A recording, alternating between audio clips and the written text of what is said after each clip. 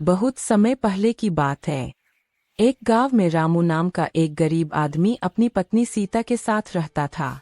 उनके पास न खेत था, न पैसा और न ही अपना घर। रामू रोज गांव में मेहनत मजदूरी करता था, तभी घर का चूल्हा जल पाता था। कई बार ऐसा भी होता कि पूरे दिन काम ढूंढने के बाद भी उसे मजदूरी नहीं मिलती। उन दिनों घर में अनाज तक नहीं बचता। सीता कम खाना खाकर भी रामू को हिम्मत देती और कहती, भगवान पर भरोसा रखो, मेहनत कभी बेकार नहीं जाती। एक दिन रामू को पूरे दिन कोई काम नहीं मिला। शाम होते होते वह बहुत दुखी होकर जंगल की ओर चला गया। जंगल में चलते चलते उसे एक बूढ़ा साधु दिखा, जो बहुत थके और भूखे लग रहे थे। रामू के पास सिर्फ एक सूखी रोटी थी, लेकिन उसने बिना सोचे समझे वही रोटी साधु को दे दी।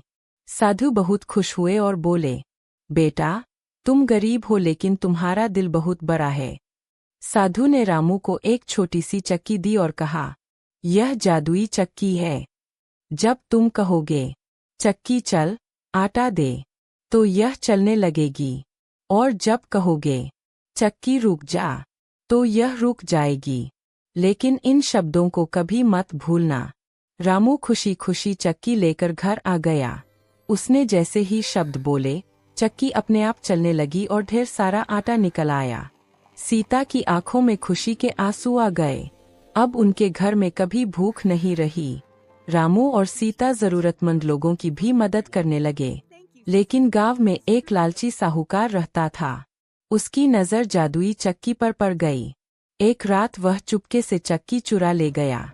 वह सोचने लगा, अब मैं बहुत अमीर बन जाऊंगा। साहूकार चक्की को लेकर समुद्र के किनारे गया और बोला, चक्की चल, सोना दे।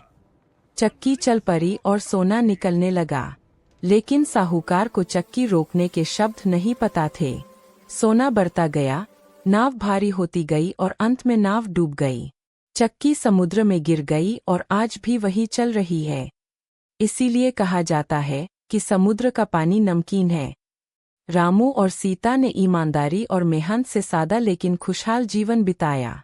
सी लालच हमेशा नुकसान करता है।